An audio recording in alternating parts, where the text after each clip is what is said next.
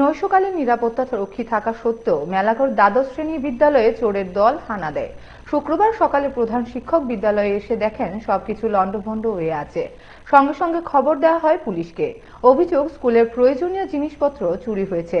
একই সাথে সিসি ক্যামেরার দুটি হার্ড ডিস্কও চোরের দল নিয়ে যায়। যদিও নিরাপত্তার দায়িত্বে থাকা সজল বর্মনকে থানায় নিয়ে আসে পুলিশ।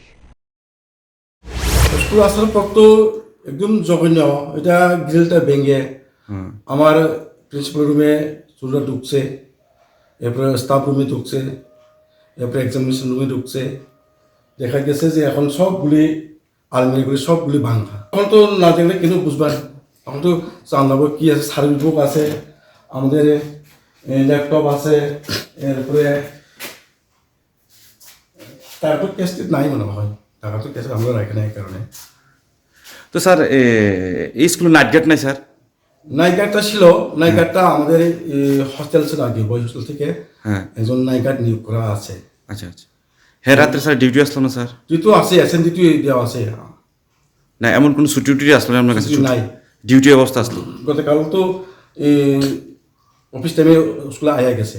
আচ্ছা আচ্ছা, আমি ওনাদের বলে দিছি, তুমি দেখো এখন এক্সাম চলছে, এক্সাম পিরিয়ডে যেমন এইগুলি আমাদের করা নিরাপদ থাকে, তুমি এখানে প্রায় থাকো সবসময়। কোনো প্রশ্নপত্র আসিল কি স্কুলে? প্রশ্নপত্র নাই, যেহেতু দিল্লি প্রশ্নপত্র।